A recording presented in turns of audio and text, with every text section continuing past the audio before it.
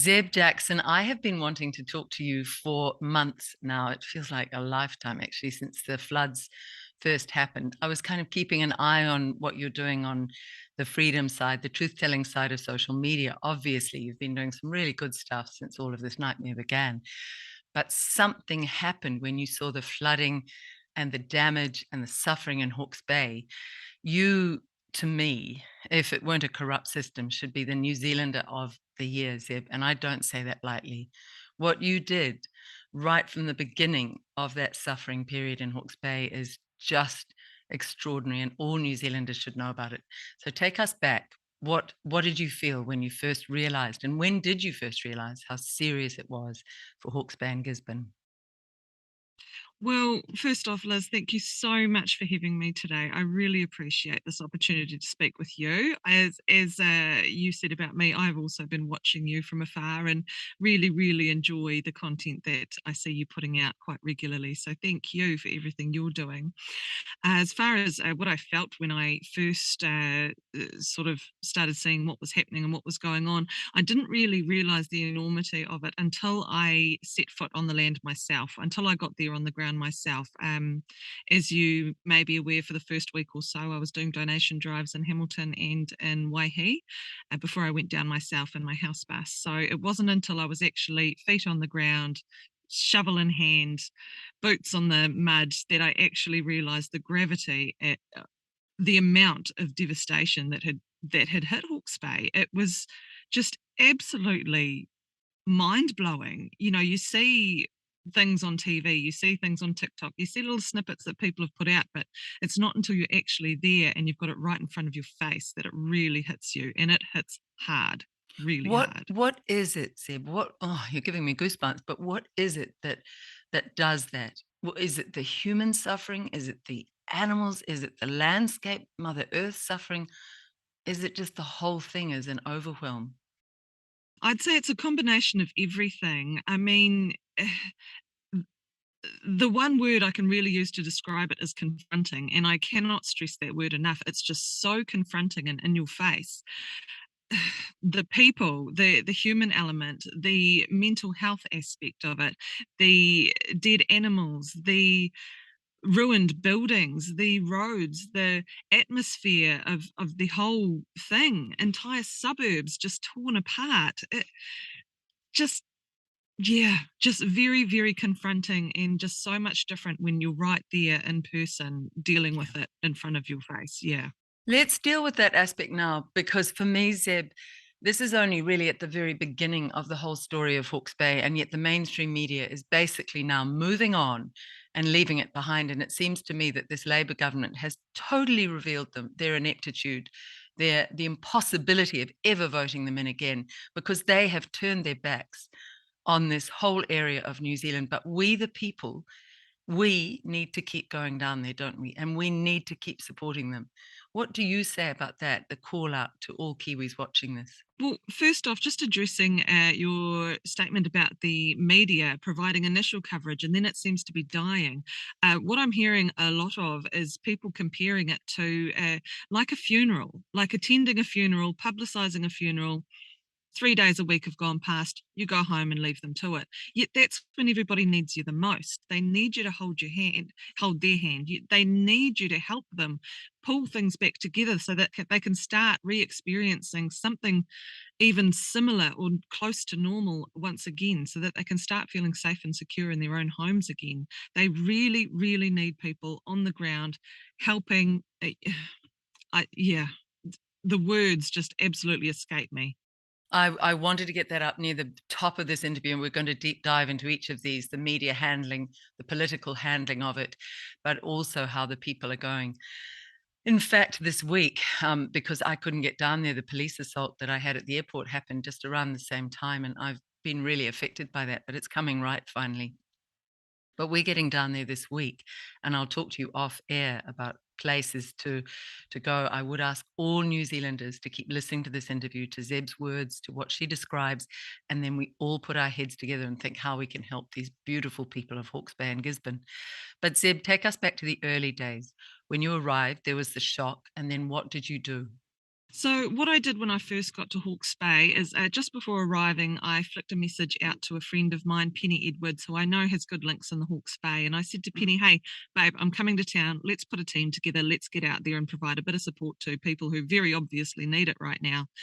Um, but what I didn't expect to find was when I got there and arrived and had my gumboots in that mud, um, was just so many other people who were just like us, who were trying to figure out what to do, how to help, who to approach, where do we go.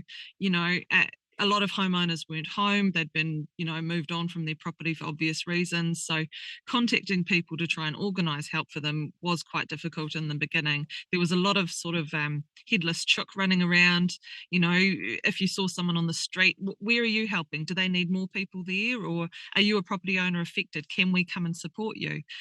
There was a lot of humbleness going on from property owners, the whole she'll be right attitude, we'll get there on our own kind of thing. Oh, God. Many property owners didn't want to reach out for help. I guess there was an element of pride, maybe, and I don't say that in a negative way. No. Don't take it that way at It's all. that But brave New Zealand, our coat. It's yes, too historical. yes. We need each other. And we started to sort ourselves out. I recognized almost immediately there was a lack of logistics and organizations coordinating in the area for the volunteers. So we got that up and running, we got it sorted. And then it was a really, really cool change in the air, because we went from running around like headless chooks to knowing exactly what we were doing, where we were going, what machinery we needed, what equipment we needed, and just getting all of those things sorted. And it started running really, really smoothly. The only problem was I was trying to manage it all on my own. Sip, you were And up and it was doing crosses to it let was the rest nuts. of us know what was happening. That was That's incredible. right. And doing it from your house bus. Doing it from your house Yes. bus. So was it Yes. just And starting to be overwhelming? Do you mean in terms of just incoming, "Can you help here? Can you help there?" Or did you have it teams of really it, yeah. it really was. Yes, so Wow. I didn't have anyone in a responsibility sort of role when I first arrived and started getting things going. It was really difficult organising meals, organising transporters for trucks that were out of town, organising. I was still bringing donations in from out of town at that stage. My cat had given kittens in that first week of being in Hawke's Bay. I was driving these brand new kittens out into these contaminated, horrible sites to have brand new baby kittens. Um, you may have seen I put a call out asking if anyone had a ute that I could borrow, a truck, because it really wasn't working how I was doing things, but it had to be done. There was no other option. I had the ability and the means to be able to do it, so I had to do it. It really wasn't a choice that I felt that I had. There, I'm going to take issue with you. There totally was another option, Zeb. There was the government could have come in with the army and the navy and had a major military operation to help and clean up and organize and then factor in all of you volunteers. I have to ask this. What did you see as far as government or military presence, urgent evacuation, urgent help from the military at the government's behest? Did you see that in the early days when you were there? Actually, it was a good week or two before I saw my first military vehicle. And how long was I there? 7 weeks. I did not once see a stopped military vehicle. I only ever saw them driving past. I never saw military personnel outside of vehicles. I only ever saw them inside their vehicles. Police, I did see a good police presence in certain areas, but not in the areas that really, really needed the immediate support and the urgency that was required. I did not see anyone wearing a Red Cross uniform. I did not see any vehicles labelled as Red Cross. I did not see anyone who identified themselves as being from Red Cross. I did not see any counsellors or mental health crew. Oh, wait, I did see one lady who was wearing a welfare vest. I don't know what organisation she was from, but I did see her on 2 occasions. But I would have expected to have seen a hell of a lot more. I mean, these their lives have been ripped out from underneath them. Where is the help? Where's the support? It wasn't there. So I just had to do something. It's shocking, Zeb. It from afar, it just looked like it was left up to volunteers from the good-hearted Kiwis. And what do we pay our taxes for? Part of it is if there is an emergency, the government will coordinate a massive effort to get us out of that. And yet, to me, they have utterly failed. That's frightening about the Red Cross, too. I think they had close to 1 million at least in donations, if not more. That is something a lot of people are writing to me about. Where are the Red Cross donations? Why aren't they in there being active? So you're saying you got around the area quite a bit, or were you based in one area more than any others? What did you see? How wide a spread did you have to gauge this? I was based mainly in the Pakowhai area. We sort of found a little zone there where we started really connecting with the homeowners and the locals out there. And sort of one job led us to another, which led us to another, which led us to another. So, and we found it quite good because it was quite expensive having to transport our equipment around to different suburbs and different sites. So keeping the crew in one area was really helpful for what we were doing. There wasn't a lot of other help in that area, so we felt like we really had our niche there. But we did do a lot of work in the Waiahiki area as well. We went out to Puketapu a couple of times, and we also went out to Esk Valley. Mm. Esk Valley. Sorry, I get really confused between Esk Valley, Esk View, and Esk Dale. I know they're all in Hawke's Bay, and I get confused. Esk Valley and Puketapu was some of the worst areas, and that would have been ideal ground for the army to roll in with large groups of men. These houses in there, I gather, were full of silt, some of them, right up to the roof, weren't they? They were just Oh, uninhabitable. absolutely. There were houses with silt piled up on the outside of the houses where you could walk up to the house and your feet would be level with the top of the windows. Oh my God. And that was not exceptional, Zeb. That was not unusual in those really hard hit parts. No, no. Entire streets were like that, and they still are. You've sent us some very strong material. I want you to set up this piece. You sent me through site evacuation. Just tell us a bit about this piece because we're going to edit some of your work in. And Oh. again, praise to you for capturing it on film. This will be part of what will form the historical record of what has gone on, Zeb, thanks to you. So we had one particularly scary sort of day working on site. It was a Friday. I remember it being a Friday. There was forecasted rain. We were keeping an eye on the levels of the river and things like that.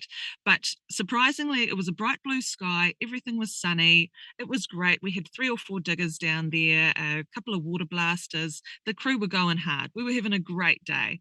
It was just after lunch when all of a sudden this really, really strong wind just kicked in.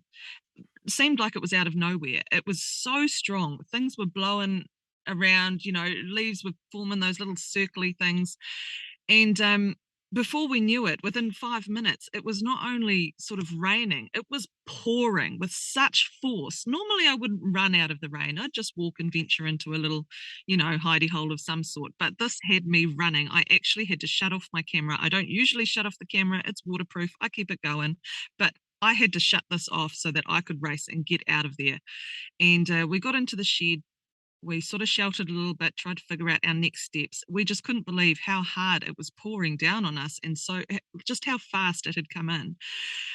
Someone came up the driveway and said, "Hey, the road's starting to flood." And we took one look at the road, and we had to make a call. At first, it was grab what gear you can, get out. But within 30 seconds, it was really obvious, ditch the gear, get out of here, guys, get to your vehicles. It was quite a long driveway. We were running up this driveway to try and get to our vehicles. By the time we got to our vehicles, there was surface flooding on the road. It was really scary. We had to race out of there.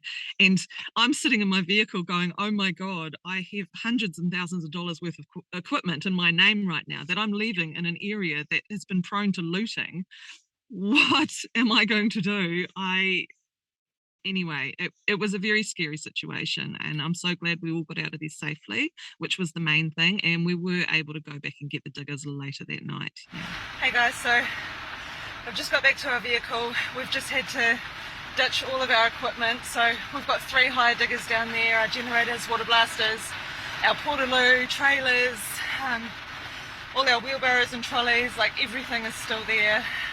We just had to grab everything we could and just leave. So I'm just out here on the side of Brookfield Road now. I'm about to leave, but yeah, the water's really filling up. I don't know if you can see down here in the gutter down there, but it's starting to get kind of high. So I've instructed everybody to leave site, pack up and go. Don't even pack up, just leave the gear and just get out of here. Safety first. Let's keep the team safe. Yeah, but I think that might be us for the rest of the day. I'll probably have to come back to site tonight if I can to sort all our gear, or first thing in the morning, but I'll figure it out. Anyway, that's the latest.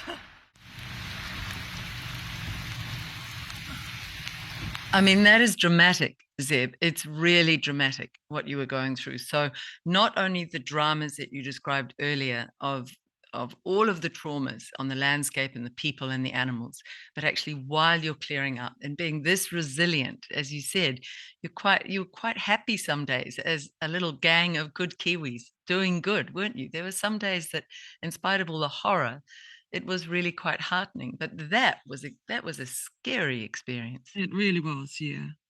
So what was it like when, as the Kiwis came in and they were all willing to roll up their sleeves and work? What was it you saw about the Kiwi spirit on the good days, Zeb? Oh my goodness. It was just so heartwarming to see that all these people, and I have to say, of the 800 or so volunteers that came through the team in those few weeks, I have to say about 80% of them were from out of town. They weren't even from Hawke's Bay. They were coming in from out of town off the skin of their own backs, and they were coming to help. They weren't there wanting anything in return. It was like being able to help people was a blessing in itself. We had people fighting over the dirtiest jobs possible. Was Oh, there really? mud and crap? And you know, there was one house we went to, and there was a tiny entrance to get under the house where all the mud and silt had to be hand dug out with a shovel. There were people fighting over that job. It was Wow. nuts. People just wanted to help. Mm. There's something still in our New Zealand makeup. We saw it in Freedom Village, that not the worst excesses of world economic interference in this country will stamp out. There is something very special about the Kiwi spirit, isn't there, Zeb? Absolutely. Absolutely. It must have really heartened you. Let's go, though, to the horrors. I've alluded to this a couple of times, of the animals.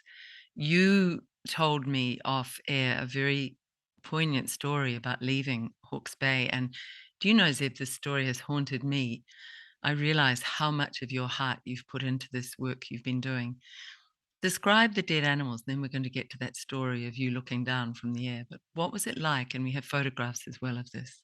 So that first week or two especially was very hard because we were dealing with and seeing a lot of dead animals, and I'm not talking about seeing dead animals hidden behind trees at the back of work sites kind of things. I'm talking about dead animals hanging from tree branches on main roads is what I'm talking about. I'm talking about people piling up dead animals by their letterbox like their rubbish bags ready for collection.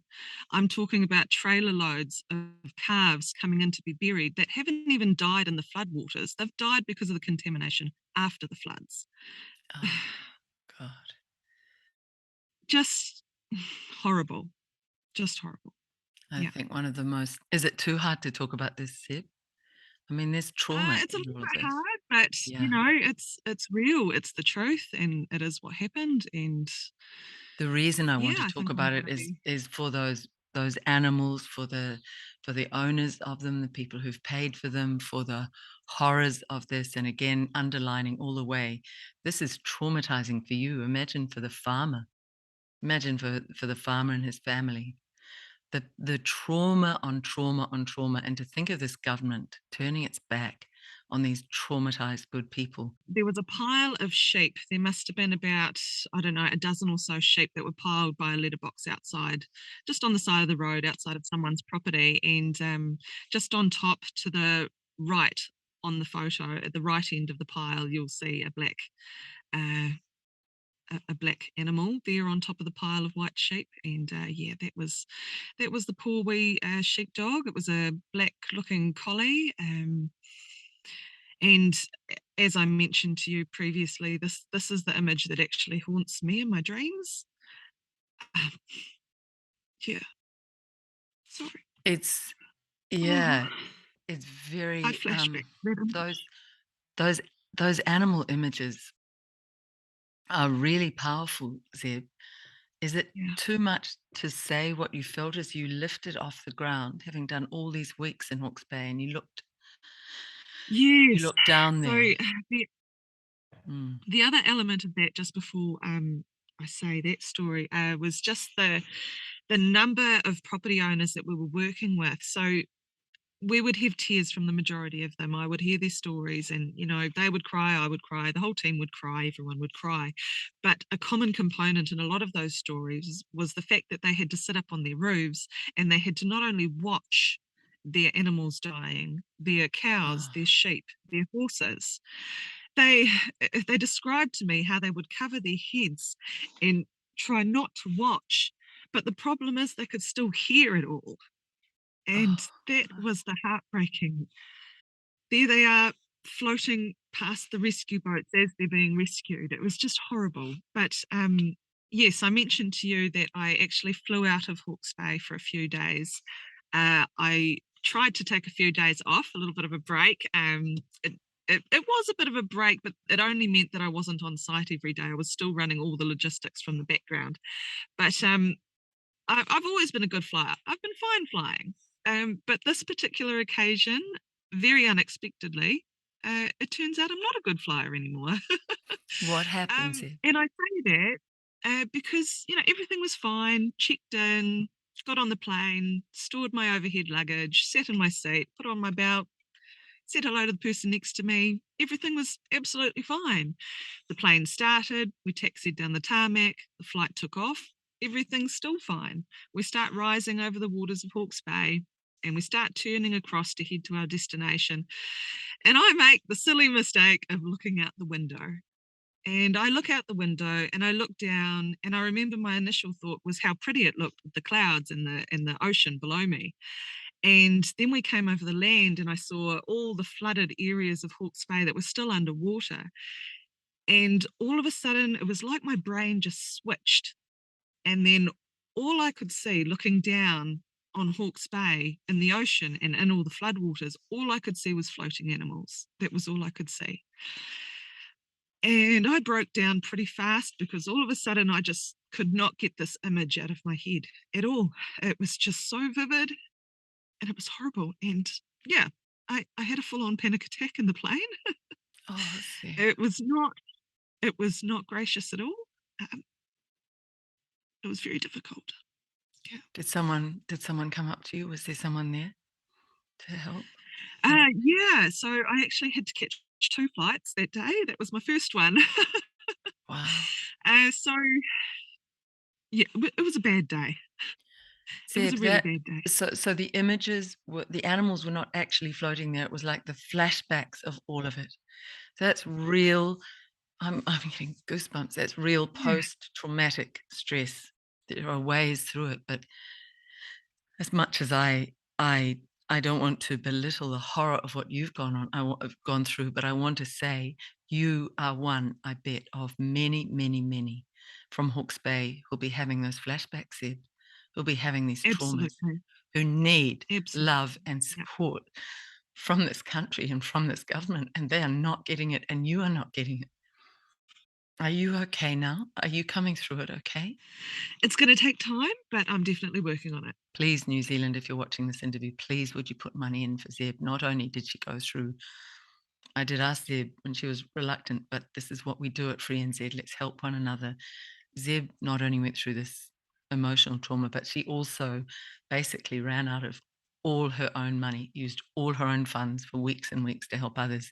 And I know from a post I saw when I first reached out to Zeb, one of the reasons you came back, Zeb, was because you had bills to pay. You had a car and a bus to fix up, and That's you had right. things you had to do. So we need to help Zeb by putting money in her account. And I just ask everybody watching this to go to the panel, the number at the end of this, and put what you can, $20, $50, 100, 1,000 if you can, but please be generous. This woman has worked on behalf of all of us to help. This is far better to put money here than in the Red Cross, I promise you. Um, Zeb, what were you going to say about the people? Because I think we move on from the animal stories to those stories of the people and what they went through. What were some of the things you heard? We met a beautiful couple, Victoria and Ryan, who lived in Pakowhai, and they were they were just so gorgeous together, but they had the most horrific story to tell. It was just absolutely heartbreaking. There were several of them up on the roof for hours and hours and hours. The husband was in Cambridge and he could not get through. He was on a electronic bracelet from a previous crime. I'm sure he did the crime, he's doing the time. I'm not going to judge him. But he could not get to his wife and their 17-year-old that they had in Pakowhai, who were currently on the roof of the flooded home. They were on the second story of their roof. And they actually sent a couple of friends. He contacted a couple of friends in Hawke's Bay who had jet boats. And he sent two of his friends with two separate jet boats out to go and rescue his family off the roof of this house. The jet boats were stopped at all entrances by the police and told they could not go in to rescue this family. Oh Uh, no, Zeb. the family ended up waiting on the roof for 8 hours before they were finally rescued by Surf Lifesaving, who had only been advised of the emergency an hour earlier. Oh my God. The police Then, stopped people helping. The police actually stopped people helping others. yes. Then Ryan spent 3 days dealing with the courts, trying to organise a transfer from his Cambridge location with his electronic bracelet to get down to Hawke's Bay to assist his family and his parents in the repair and the cleanup of their home in Pakowhai. After 3 days, he was successful in getting the transfer and he got to Hawke's Bay. The only problem was his electronic bail conditions said that he was not allowed to leave the property of the flood affected home. He had no Oh no. electricity, no plumbing, no shower, no toilet, no nothing. He had cleaned out a shed where he parked a friend's van with a mattress in that he slept in every night. He was not allowed to go up the road to get food. He was not allowed to do anything. And He that was was not allowed to leave his. corrections. That was the corrections department term. That was the term they put in. What has happened Yes. to our bureaucracy? What has happened to our government? I mean, maybe we all need this much suffering to wake up and say, what kind of a government and government bureaucracy have we allowed in New Zealand? Because this has to stop. This has to stop.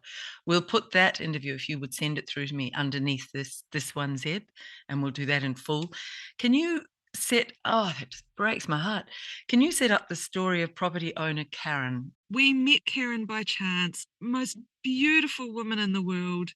She is an ex-police officer. She is in her early 60s and resides in Pakowhai. She had horses there. She had sheep. Again, she had to listen and watch her sheep drown from the roof of her home. She had a tiny home, a little cottage there, and a barn. And her property was just absolutely destroyed. Absolutely destroyed. Karen was living there on her own. She moved a little caravan onto her property and she was just absolutely determined that she was not going anywhere. She was staying in Pakowhai on her own property, and that's just how it was going to be. Despite, the fact that she had no plumbing, electricity, no sewage, no rubbish collection, no nothing, and the heavy presence of looters every single night. This woman was just absolutely determined, and she just blew me away with just how positive she still was about everything as well, despite everything just gone. Everything's gone. She had to leave her two horses on a stock bank and just pray that they made it, which they did, thank goodness. Neighbours weren't as lucky, but she got her horses back. And yeah, we did so much work with this lady on her property, and she was just one of the property owners that we were just so happy to help. She did come across a bit of an issue with security, which meant that we actually ended up moving onto her land with her and socializing with her and just getting to know her as a person. And yeah, I think that's going to be a friend for life right there. And even after I'd handed over the funding and everything to the new team, I actually, when we went to leave, I realised that we would be leaving her without any toilet. So I actually went down to the building recyclers, got a whole lot of materials, went down and got hinges and things from Mitre 10. This is after all the funding was finished. I just did this out of my own money again, and we built her a composting toilet, a permanent one, so that I could feel safe and secure knowing that she would always have a toilet after I'd gone. Zeb, you are At that just time, she just had a higher pool toilet there that nobody knew who was paying for. Yeah, we didn't know when it was going to get picked up. You are such a wee hero. You are such a powerhouse pocket rocket hero. You're amazing. I'm blessed today because I have you and many, many helpers, and I'm just so stoked for all the help that you are giving us in this community. She is Zeb. She's extraordinary. What a woman. She's Just amazing. I yeah. have so much love for her.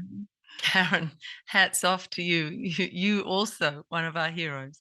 But what was it with the looting? Did you really see it wasn't exaggerated, those reports of these ghastly exploitative human beings who could go to the area where humans are already deeply traumatized and look for opportunities for what? Stealing from houses, or what were they there for? What were they looking to do? I saw it with my own eyes. What were they looking for? It was very much opportunistic.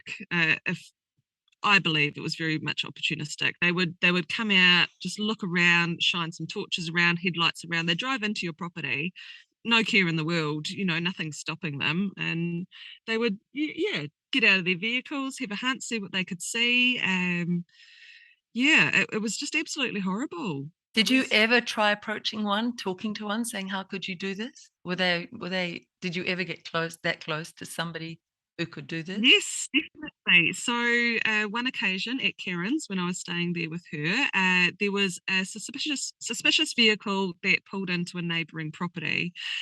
Karen didn't know the vehicle. We didn't recognise the vehicle as one that was usually in the area. So we sort of thought, okay, we better go check on the neighbouring property. So we began walking up the road, and the car slowly exited the property and it was coming towards us. And Karen, I think she just went into police mode a little bit, maybe, indicated for the car to stop. She wanted to have a word.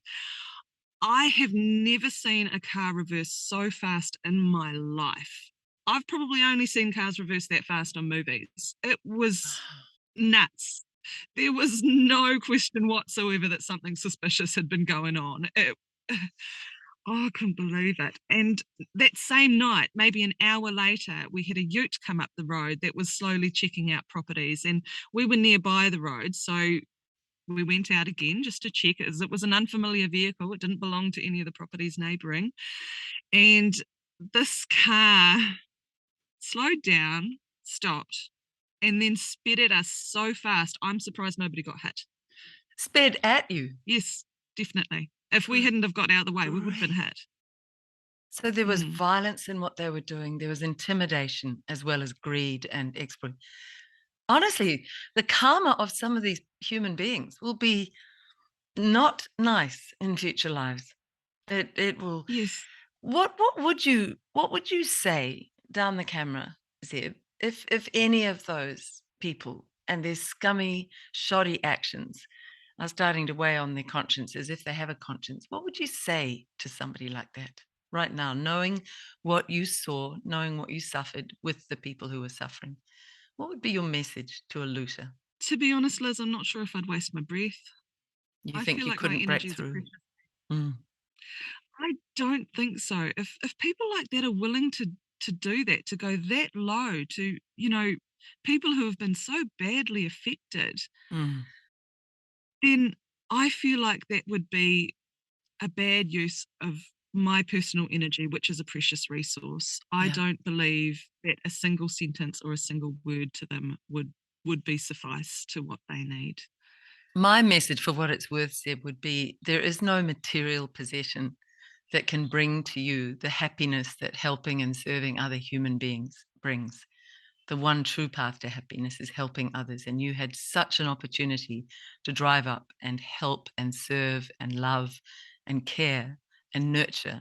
And instead you exploited and took and brutalized and intimidated. So you carry a very, very, very heavy weight with you going forward. And I think that saying the moral arc of the universe is long. It takes time sometimes, but it always bends towards justice. There'll be a rebalancing of that terrible action by them.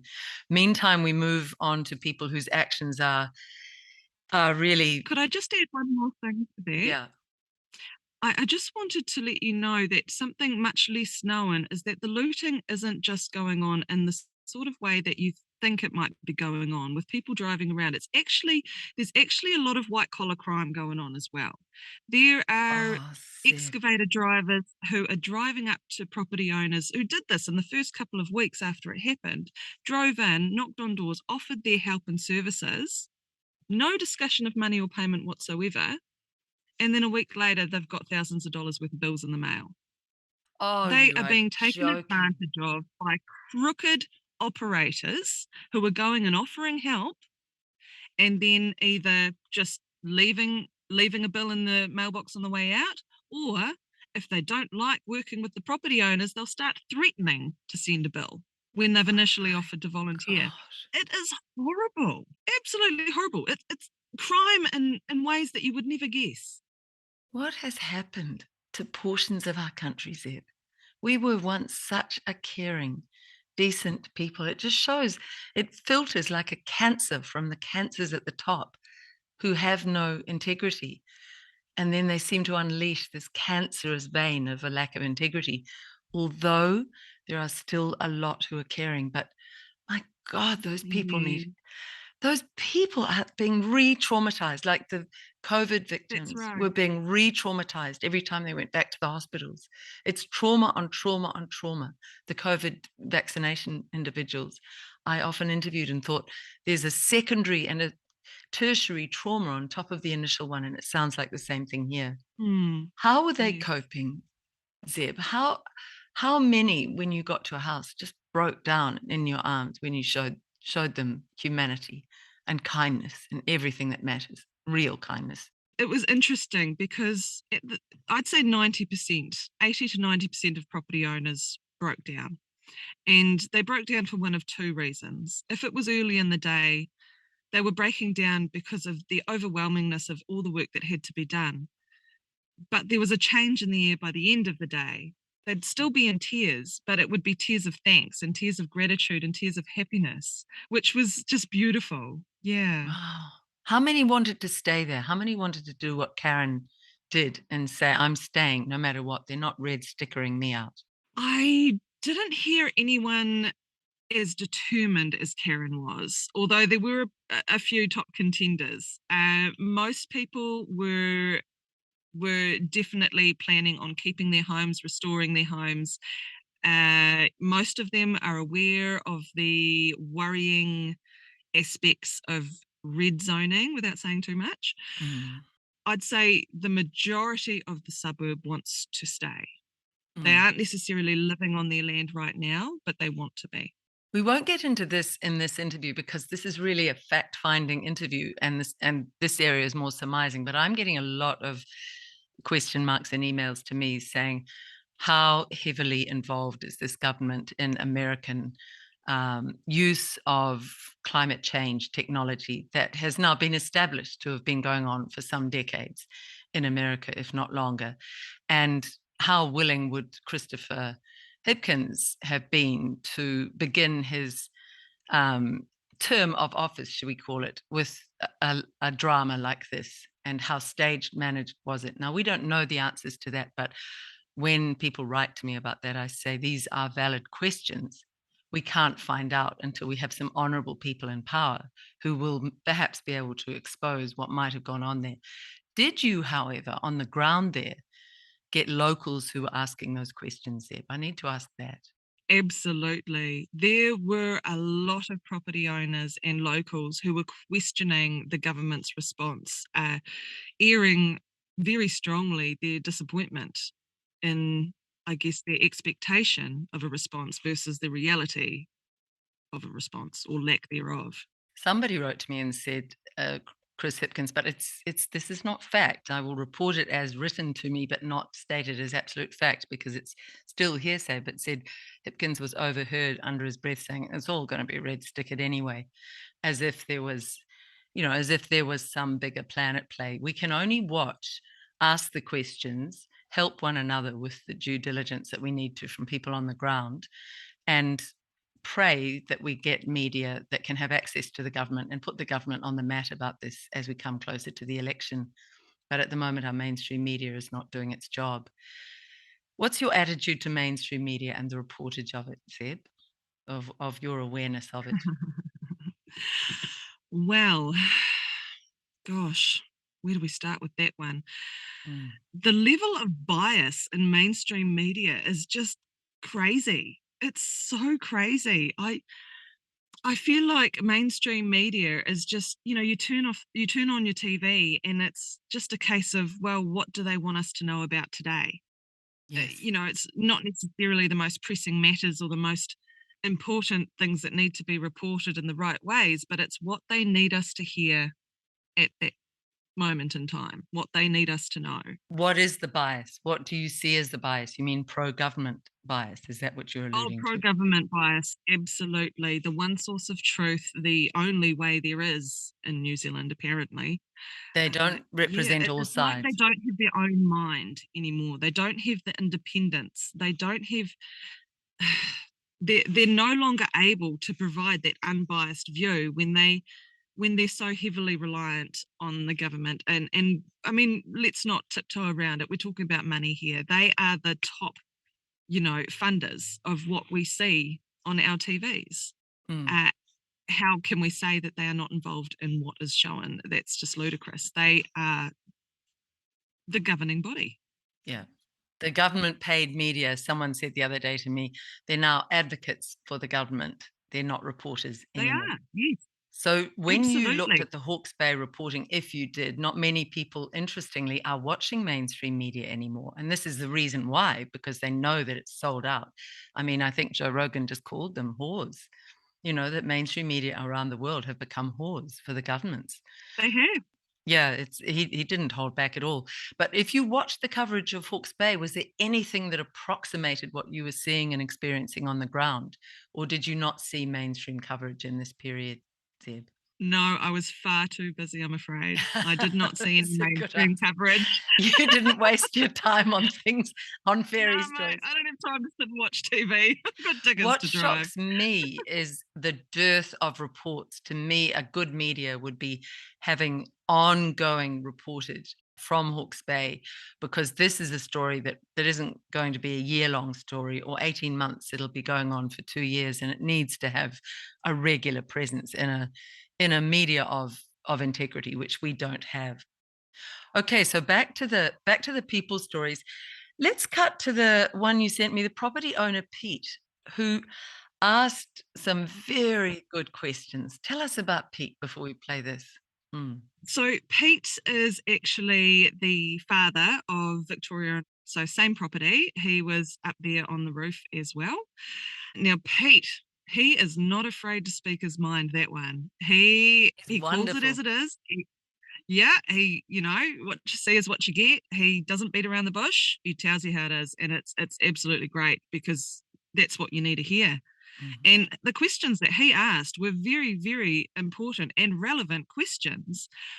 Why is he, as a homeowner who has so much damage from this flood, being turned down for financial support from government agencies? It doesn't make sense. Let's cut to that. And just while you watch and think, imagine if we had Pete style Kiwis in government instead of these propaganda spin and spun and spinning bureaucrats trying to run us with rubbish. Let's have a look at Pete. This is Pete. He's the owner of the property here on Ellen Road. Yeah, kia ora. Pretty sad. The fact that it was hours and hours later when we were evacuated, like about 4:45. If they knew that we need to get out at 6 o'clock in the morning, would have been nice to have been told.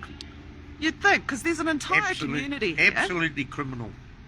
It's and that's the dishonest side of things that makes me feel sad for everybody in this area, that they did not give us the warning that we deserved. We deserved that. Oh, he's wonderful, Zeb. He's so honest. He really is. You just know someone like that. You wouldn't get, if you asked him what a woman was, you'd get a straight answer. You wouldn't. Oh my gosh. Actually, I wouldn't mind asking him that question. We could learn a bit from Pete. Next time you see him. But despite the resilience, the apparent resilience and the fire in his belly, what a horrific thing to find that at the very point when he obviously qualifies on every category for help, he's being That's turned right. down. So again, what were the locals saying about this? The parsimonious way that the Red Cross was doling out maybe the minimal amount of money when so many Kiwis trusted them and gave to them. I have always in the past trusted the Red Cross. For me, no more after watching them with their response to the floods. What were people saying locally, Zeb, about the money and the handouts? Did you come across any who were receiving real help from the government financially? No, not one person. And I was asking. I was definitely asking. All I heard was just disappointment and that one overarching question: where is the money? Where is it? People have donated it from around New Zealand to go directly to those who have been flood affected. The flood affected are saying, where is it? My God. There are so many questions. This will need an inquiry, really. This will need a full inquiry. What about local government in the area, Zeb? What were you getting about that? There was a lot of disappointment. There was a lot of disappointment in the sense that property owners were expected to clear their properties of mud and silt. But not only that, local government expected them to remove every single item of trash from their piles of silt before they would come and collect it. They wanted every little plastic bottle cap picked out of these mountainous piles of silt that were taller than houses, Oh, you're or they would not come and joking. pick it up. It's like, this rubbish is coming off the floodwaters.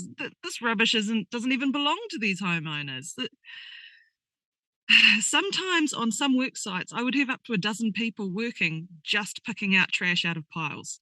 That was it. It was such a waste of resources. It's disgusting. People are paying rates so that they get support from the central body when they need it. Why do you think is like this? Why do you think this level of corruption at the upper echelons of New Zealand? What's your theory, Zeb? My theory is it all comes down to money, Liz. At the end of the day, people are motivated by money. They're motivated by deposits in their bank account. And if they can get a bigger deposit in their bank account by doing something differently, then they probably will. Explain that in the context of not collecting the silt if it has rubbish in. What are you meaning money there? What part does that play? Well, if they don't have to pay for someone to remove the rubbish themselves, then And they're go through saving a it whole lot of themselves. money by forcing homeowners to do it, because if they don't do it, then it won't be picked up. But where is the compassion? There's just no compassion in these organizations. Well, I don't know. I don't know. There's so many questions. There's not enough answers. What is going on here? It's just so confusing. What's it like to deal with the silt? Is it wet and boggy, or did it dry out and become dusty, or was it both? Different sites had different consistencies of mud and silt on their properties. In the earlier days, the majority of it was very muddy, and the only way I can sort of describe it is it's kind of like quicksand. And I've never been in quicksand, but it felt like quicksand. Your boot would go down, and sometimes it would go down past the knee, and you're stuck. You can't get out on your own. There's no Wow. way. If you don't have, it's like it forms this immediate suction around your boot and your leg, and you can't move at all. And it's like the more you move, if there wasn't ground down there, you would keep going down. It's kind of scary, and the look of it, you don't actually know what it's going to be or what it's going to do until you actually step foot on it, because some of it can look really solid, and then you step foot on it and you just go through into a liquidy mess. What is actually in it, Seb? What's it comprised Oh, of? I don't know. I So don't it's know. not just It's soil very or very clay. muddy. It's dirt. It's silty. It's got heaps of wood and waste all through it. Mm, Um, it's very soft. It's not hard matter. It's mm. yeah. It's bad. It's yuck. It's Could not it be nice. And the fertile? smell. Oh my gosh. Is the smell terrible? Well, the smell is pretty bad. Yeah, definitely, definitely. What do you put that down to? What do you put the bad smell down to? Stagnancy, Mm, dead critters. mm. Um, in homes, the mold factor, the moisture smell, that how everything smells musty and yuck. Mm. Rotting food, freezers that have been destroyed but still had food in them, and now it's kind of yuck. The 3 sheep that are still sitting in the backyard Oh my decomposing. Yeah, God. everything. Mm. Somebody said they're looking to build bricks out of some of this stuff and may be able to make them into kind of Oh, ecological bricks. You really haven't cool heard idea. that story? Yeah. No, I Yeah, I'll have to haven't, look but into that's that. a cool idea. I wonder if there's a way to use it. But meantime, if it was supposedly clear of all rubbish, the council would come and ship it away from the gate, would they? So you had to Yes, that's wheelbarrow right. it out. But you guys had to wheelbarrow it out, or the families had to wheelbarrow it out. The families were expected to take care of how it happened. We were using more diggers and tip trucks, but a lot of other people who didn't have access to that sort of stuff were, yes, they were using wheelbarrows and shovels and load by load by load. It just keeps rooting back for me to where were the army? Where was the military presence to help? And when you said before the looters could come through, there was a question there too. How come the boat was stopped when he wanted to get to his family, when he wanted his friends to get to the family on the roof, was stopped by the police? But why are the police not stopping the looters? Did you have any questions with the police about that? Did you ask them? I didn't talk to the police about it myself. I just heard the multitudes of complaints from property owners who were on the phone to police daily.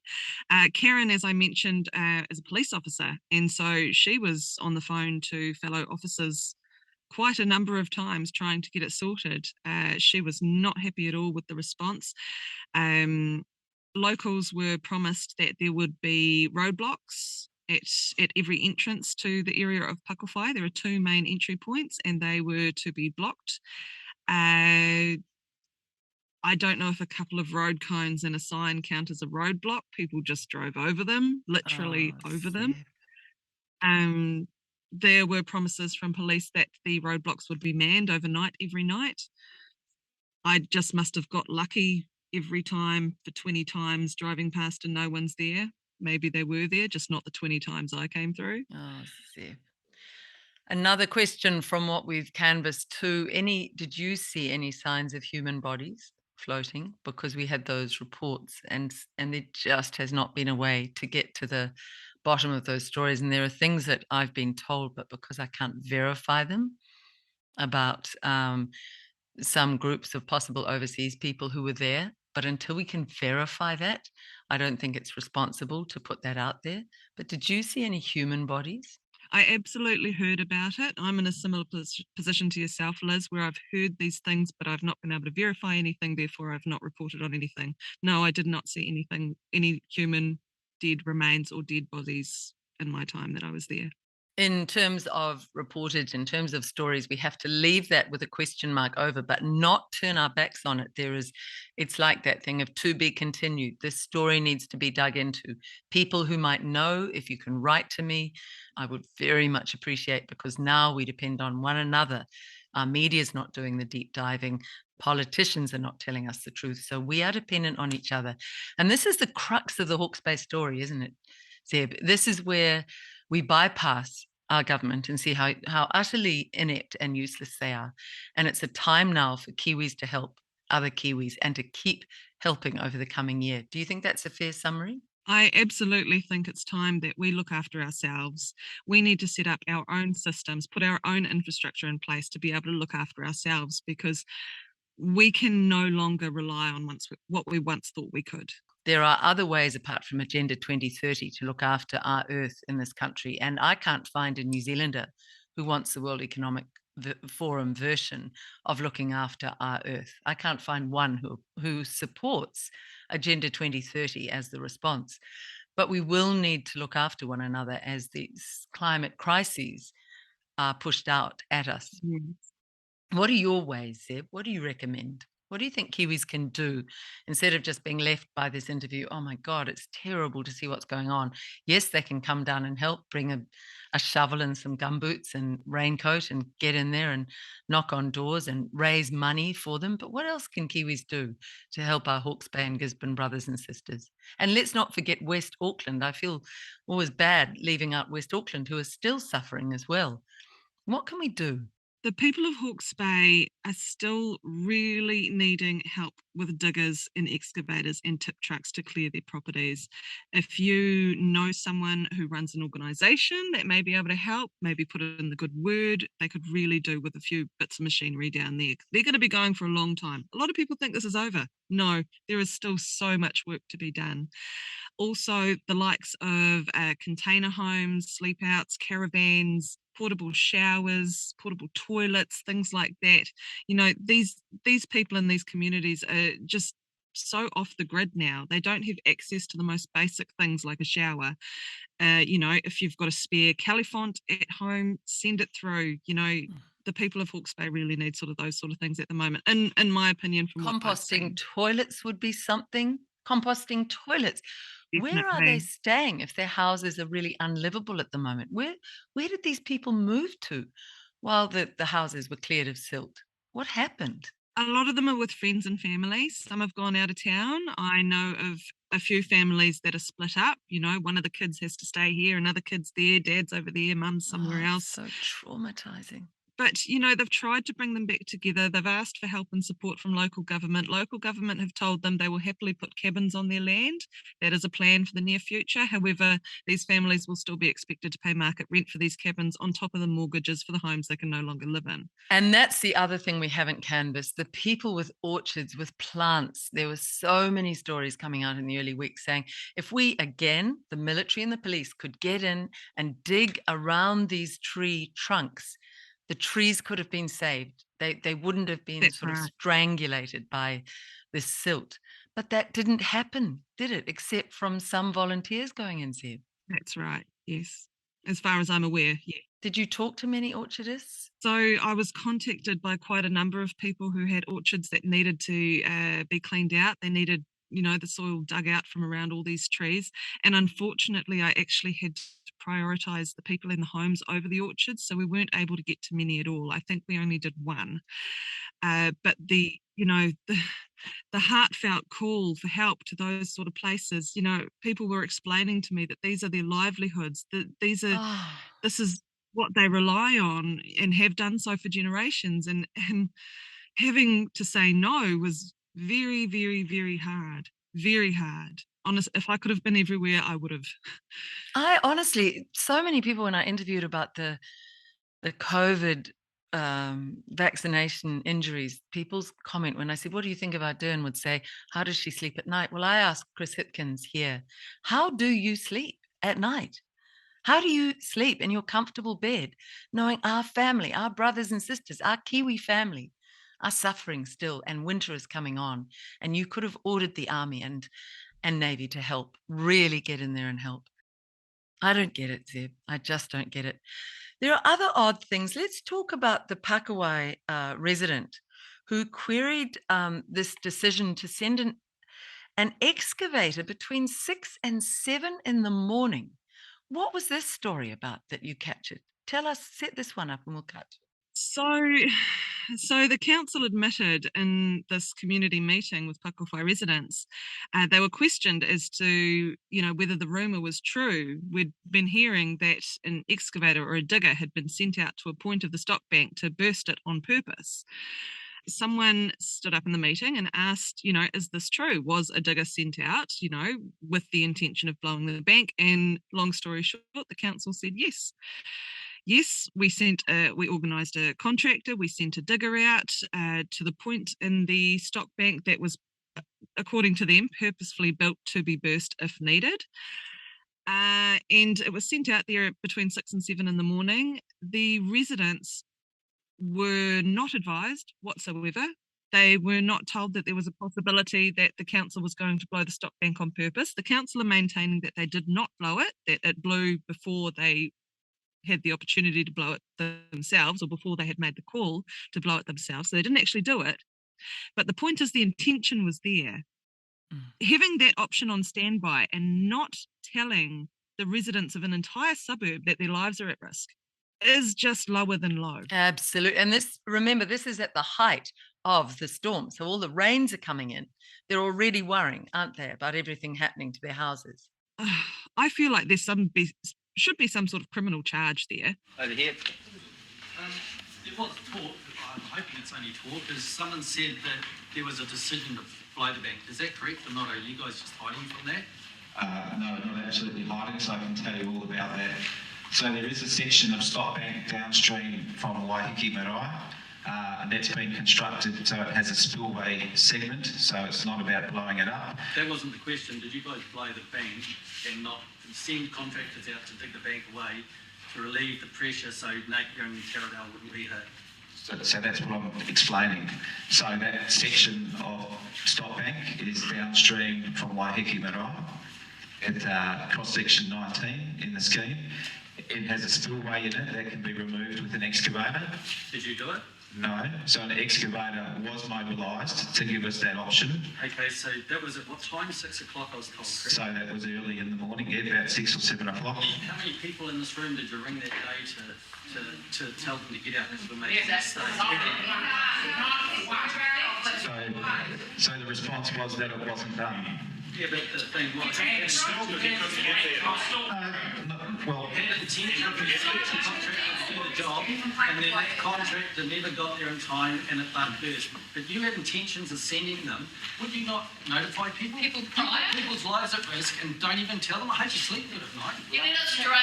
I hope Basically, you let us sleep drown. good. Hoping you cuddle your wife and that you feel the same as all us people here going through this trauma that you've created, but just not telling people.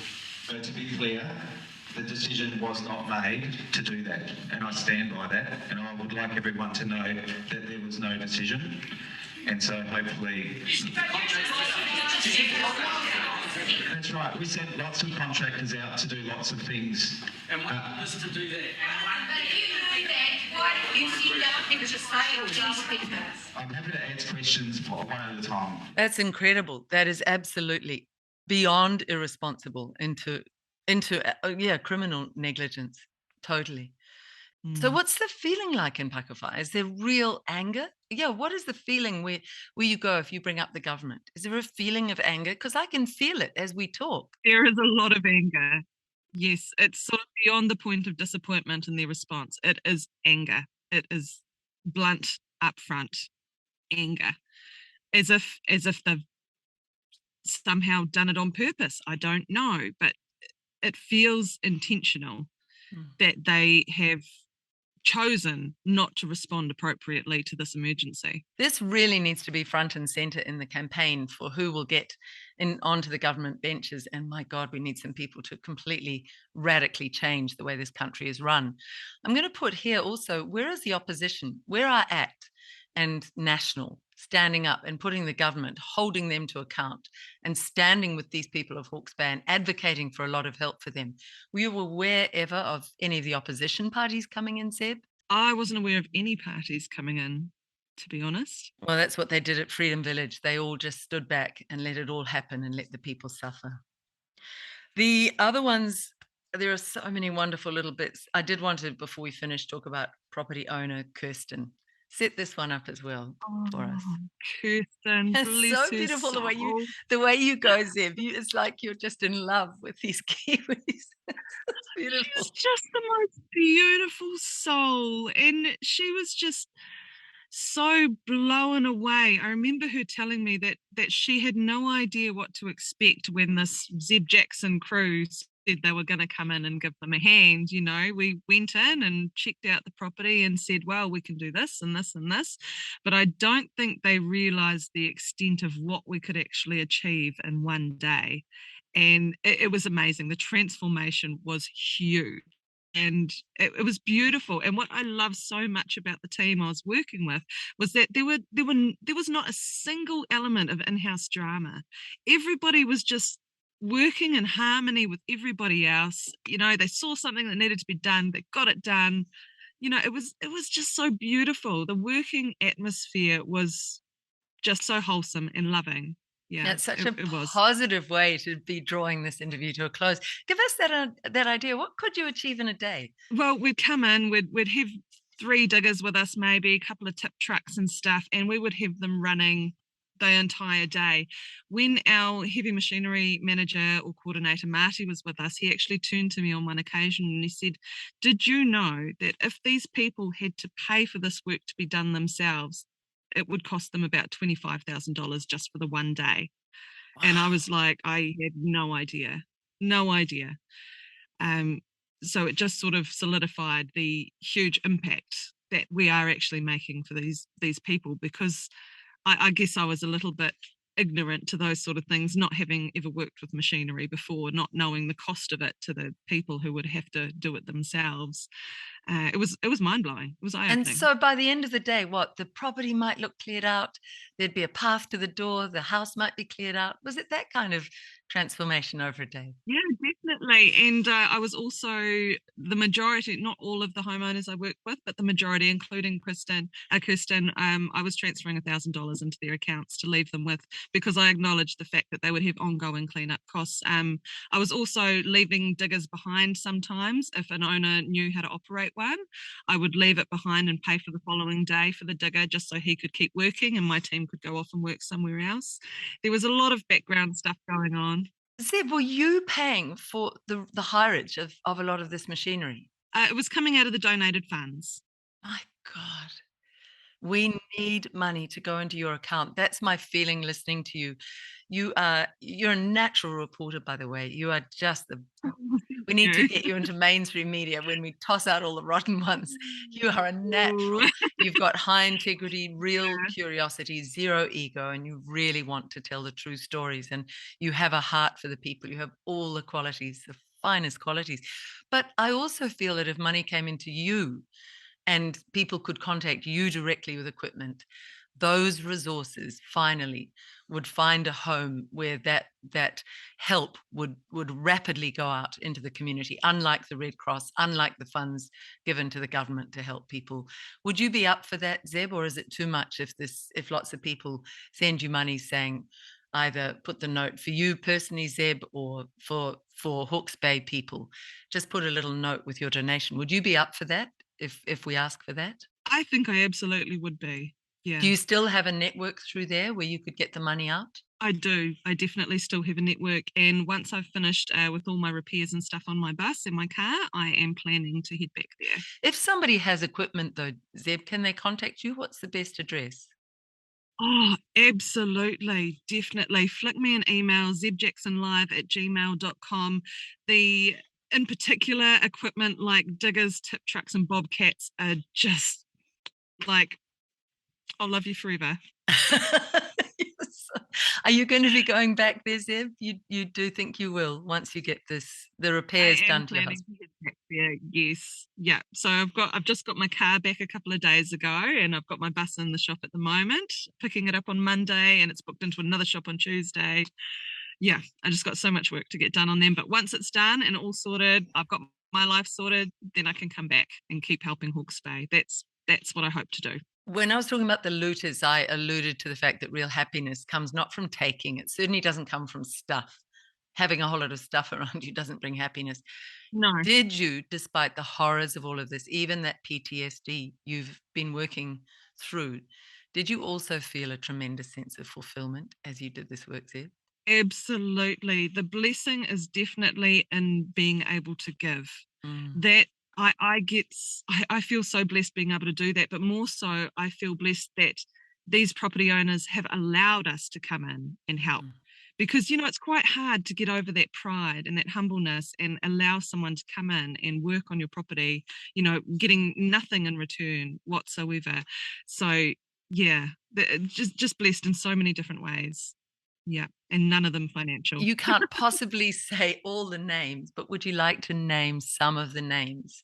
You mentioned, I think, Marty. Was it Marty on one of the diggers? But do you want to say the names of some of the people? Just the first names. We can't say all of them, but just to acknowledge. Penny Edwards, Marty for his heavy machinery knowledge, Penny, Kaya and Rook, who were just amazing team lead supports. Those 4 people were my absolute rocks. Beautiful. And I think we'll go out on Kirsten. For Kiwis wanting to go there, is it going to be okay for them to find places to go and where they can help? I think that's my final question before we end this interview on the lovely Kirsten. Is it easy to find a place to stay if you want to take your gumboots and shovel and go and help? What I would say to anyone looking at going in there to help would be to make sure you have your accommodation sorted before you go there. If you have your own motorhome or something, van, something to stay in like that, that would be the most suitable option because, thinking about all the displaced people that are already in Hawke's Bay struggling for housing, please don't go into Hawke's Bay with the intention of, renting a room or boarding at a house that's really needed by those displaced people already in Hawke's Bay. Go in with your own sort of means of accommodation. So that's why I say if you've got access to a motorhome or a caravan or a van that you can sleep in, those are probably the best options so that you're not taking from the people already struggling in Hawke's Bay. There's definitely someone you can reach out to when you get to Hawke's Bay if you want to dig in and help. I would definitely send you along to touch base with Penny Edwards. Thank you, Penny Edwards, wonderful woman as well. And that's right, people could rent a motorhome and go down for a week and make it something where they could, gosh, even have some of the locals into the little motorhome for a dinner. Or what about food? Do they need food? Are they okay with food? Food's pretty good. At the beginning there, I was encouraging everybody to bring enough food for however long they were going to stay in Hawke's Bay because supermarket shelves were just empty as. And, delivery trucks were struggling to get into Hawke's Bay. But with the roads reopened, everything's fine in Hawke's Bay. You can purchase everything you need without hassle and without putting an extra strain on those already living in the Bay. So that's absolutely fine. And your final words before Kirsten, what is your message to every Kiwi who's reached out with money or moral support or love or physical support on the ground? What are your final words here? Oh, honestly, New Zealand, just thank you so much. Without your trust, without your, constant support, whether that be financial or on the ground or anything in between, without you at home, even just liking and sharing a video and spreading that awareness, without you guys, I would not have been able to do what I did and what I plan to continue to do. So thank you so much from the bottom of my heart. I really mean that. Where can they find you? Zeb Jackson Live can be found on Facebook and TikTok and Telegram. Yes. Beautiful. Zeb, Kirsten, who we're going to see is special. You are also an extraordinary Kiwi. You're a very, very special one. And I've felt so honored to talk to you. And thank you for what you've done. Thank you so much. Thank you, Liz. I appreciate you so much. It's a shame with your mind Sunday. It's a shame with your... I shouldn't sing that one. What do you go?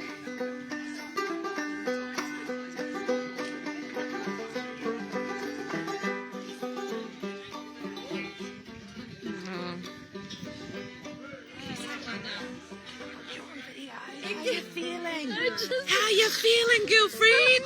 This is our owner, Kirsten.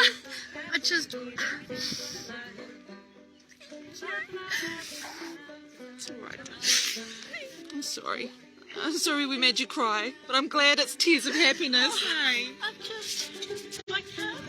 I can't explain. You're gonna make me cry.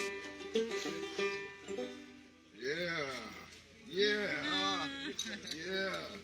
Oh man, you should have just been playing that all week, man. Just walking around with that. Thank you so much. I can't put it into words. This would have taken us a year ourselves. It would have been done 8 hours. Oh my gosh. Yeah. No words. Just thank you. We love this lady. We do. Thank you. Oh.